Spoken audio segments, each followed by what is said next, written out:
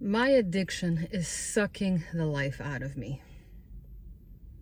Now, I'm probably not the only one. Probably a lot of people have this same addiction.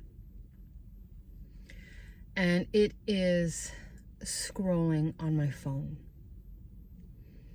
And it's at a point now where it's part of the routine.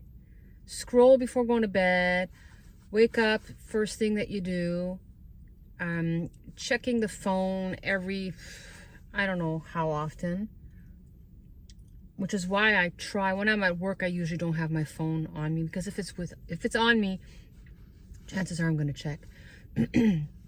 But the point is, it's really consuming and draining my energy.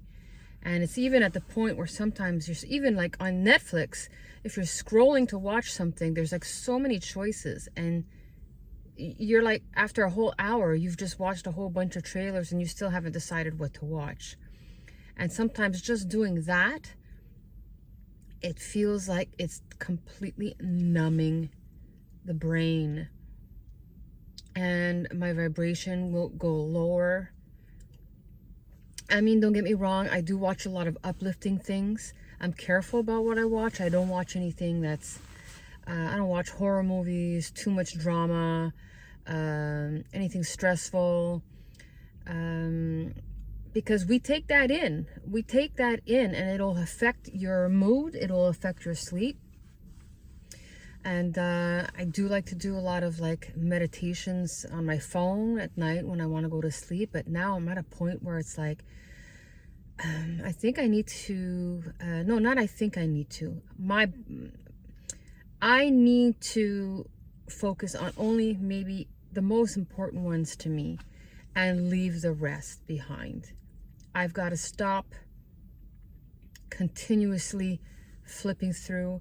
I just feel like it pulls me away from myself. And with any addiction, by the way, drinking, smoking weed, junk food, which, yeah, I do have that too. When I'm feeling a little down, I'll get excited for a bag of chips or some chocolate. And, or, you know, I treat it like it's a treat, or Starbucks coffee. But my point is that it is running away from the self. We can't like sit still and just be anymore. I mean, do you remember a time, well, people more from my generation, where we didn't have cell phones, we didn't have Netflix? I mean, we'd read a book before going to sleep. Like, what did we do back then? So we're bombarded with so much information, and I'm like, done. I'm tired of it. It's taking control of my life, and I don't want to do it anymore. So I'm challenging myself, and I've already been for a couple of days. I've reduced a lot on my phone, a lot of social media. I'm going to continue working on my content, and that's when I feel inspired, when I have an idea and something comes up, and I'm going to focus on sitting and just doing nothing and being okay with that. Because what happens when you just sit and close your eyes, you do nothing? Just little, maybe silent meditation, instead of always hearing different kinds of guided meditations. The silent meditation is going to, at some point, lock you into alignment with your true self. And this is where you can get information, guidance, inspiration, instead of just flipping through and scrolling on the phone. And it's not easy to do, because the mind wants to be distracted. It's a dopamine hit. It's an addiction. You don't want to face stuff. And what I think of, what it reminds me of, is years ago, I went to a silent retreat. And if you've never done that, that's pretty tough. I mean, you're not speaking, and you're not really looking at people in their eyes, you know, because you want to respect their space. Of course, you can speak when there's this certain sessions, like a workshop or a meditation, a yoga class or something. But I remember